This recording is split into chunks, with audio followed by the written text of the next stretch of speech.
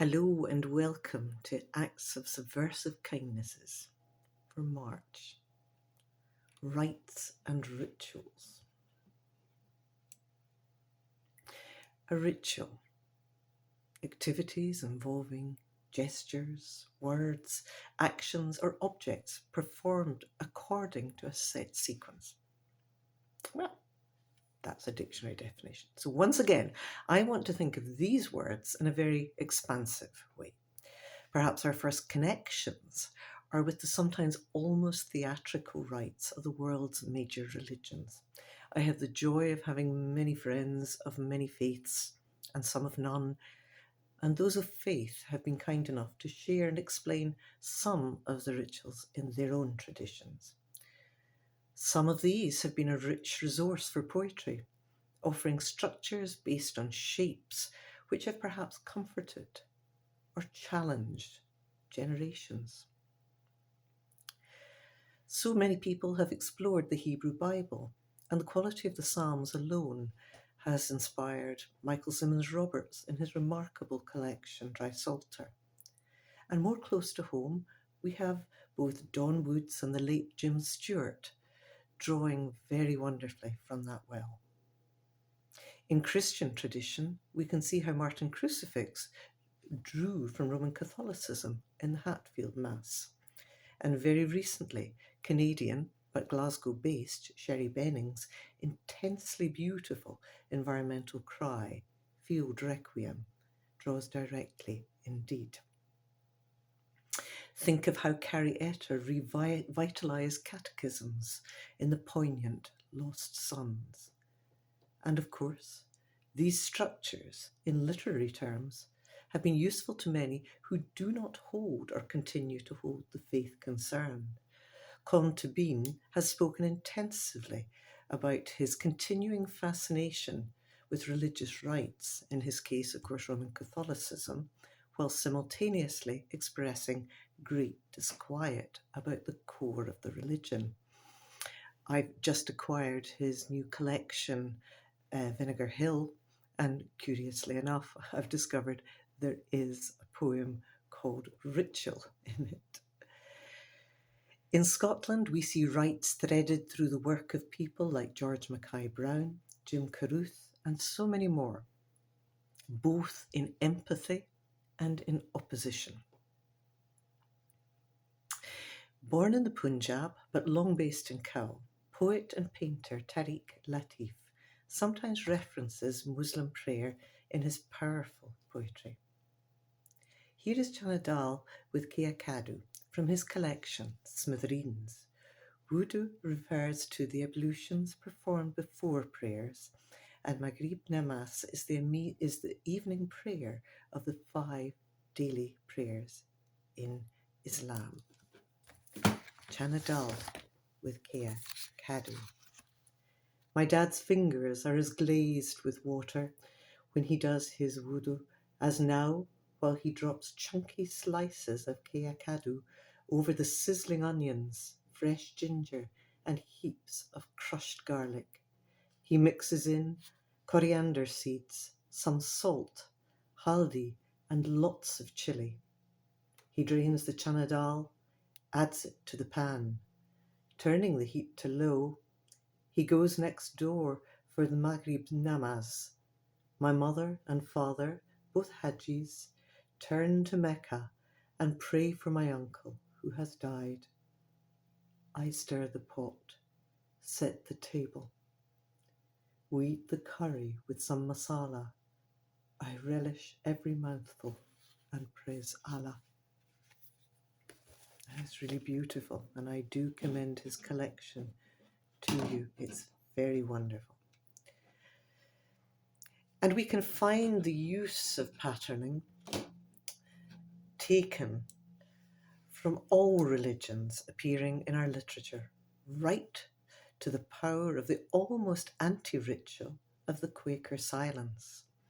And I commend Mull-based Seth Cook's work in that area. He makes great use of the power of the Quaker silence. How generously, though, going back to Tariq's poem, how generously it offers as religious ritual paired with my next thought, the domestic, especially around food. Ask Aunt Pia about respect for the pasta, and you will have a flavour of the importance of how we cook and how, just as in Chana Dal with Kiakadu, these rituals sustain and nourish us far beyond our calorific needs. Former Macker and all-round excellent Doric Quine, Sheila Templeton, tells it truly in Parich. Oats. Parich. Oats, a grain which in England is generally given to horses but in Scotland supports the people, said Samuel Johnson.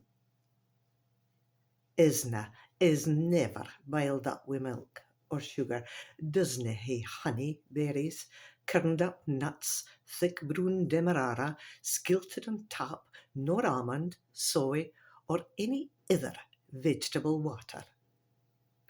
And for certainty, nae oat milk. What's the sense in eating something drunt in mair o' its own brie? Parich is made by boiling water. Fan it's a fine barrel, fang in a handfu oatmeal, steer in awa wi your spurtle. Soon bring them back to a steady hotter. Gie them a puckle minutes. In wi a nipocty o' salt, and keep steering. Thicker thin. The trick is to turn off the heat, from they're aye thin looking, so they'll thicken on the plate. Set out a bowlie o' cauld cream, dip speen into het parich, sign into cream, ilka spoonfu' sheer heaven. Tuck tent, it's they. Parich is aye plural. It's respect. Oats keep your granny and her granny. And that granny's granny fae starvation. Nae chancey, oor friends athort the Irish Sea, their tatties connacht to blake, heart-scarred gloor. Oh, thank you, Sheila. I wish I could have read it as you would yourself in your beautiful Doric. How many of us hang poems around the recipes and traditions of food? The handed-on recipe books, annotated, stained. The recipes that my own mother insisted must never be written, only passed down. There was something unlucky in that for her. How I grew up, beckoned over to one neighbour, Olga, and her forever Tuscan kitchen in Scotland, where she shared her ways with Sugo, ways she did not feel confident to write in English. But she wanted to show me how this was done. Another neighbour was also called Olga. Really? An Olga across the road and an Olga next door. And the other Olga was a Jewish woman of Russian origin. So they were always Big O and Wee O. And I learned many of the rituals of the kosher kitchen, though she never did give me her gefilte fish recipe. Another neighbour was a Dane, and her food rituals were precise, different, and also amazing. Later, at a time of personal sorrow, I was greatly sustained by an Indian neighbour's kindness in helping me through by offering me wonderful spiced food and generous spirits. My friend Skenda evoked that joy again when she invited me to her after the temple Diwali meal. Even now, I have a huge love of preparing Indian foods, finding how each spice works differently at a different time in the recipe. It's such a special way and quite ritualistic way of preparing food, and it's something I have really come to love. Excuse me. I seem to be someone who has had great neighbours, all of whom were excellent and generous cooks, and I thank them all. And then there are the stranger rituals, perhaps, and I'll be touching on this rather differently next month. But we all have our personal rituals, and sometimes we only recognize them when we are unable to perform them, and we realize the importance they have acquired by stealth in our lives. My son has autism and major communication and learning difficulties. As you will know, ritualistic behaviours form a significant part of life for those on the spectrum, and indeed for those living with him. And he has his own set of requirements, which at present involve a series of taps on the shoulders. Once it was the lining up of salt, pepper, and central dishes on the table. But now, when he really likes someone, he will ensure that person really is an excellent person by sniffing their hair and sometimes also their armpits. I have noticed this ritual works for him. He makes good choices in those he cares about. And you know, if I actually thought that I could make good choices about the people whose company I keep by sniffing them, I think I would. But I don't have his special skill. Rituals. Lots of shapes to hang a poem on, I think. And I'm going to close with a fantastic poem by Jamaican poet Tanya Shirley, which challenges a ritual we all know too well and makes something very positive of it. And I'm very, very tempted to hand it in to the local undertakers to see what they make of it. Edward Ball, when I die, they will not say I passed or transitioned. Like your Mavis, I want to be dead. I want that word to sound in the bones of my enemies. I want a weeping and a wailing and a gnashing of teeth, the clouds to pour down mourning.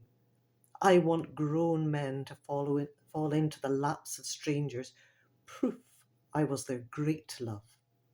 I want to lie in state with a line of viewers wrapped round Kingston's corners. I want a parade with jugglers and hookers and poets. No humble burial with me, burned into the edges of a small box in a procession of Anglo-Saxon imitators singing classic choruses. No. I want drums and dragons breathing fire from a pulpit draped in purple. When I die, let outsiders not be mistaken. Here is a body that is no more, and I want you to grieve for my flesh, that knew what it was to be pinched and squeezed, bitten, adored.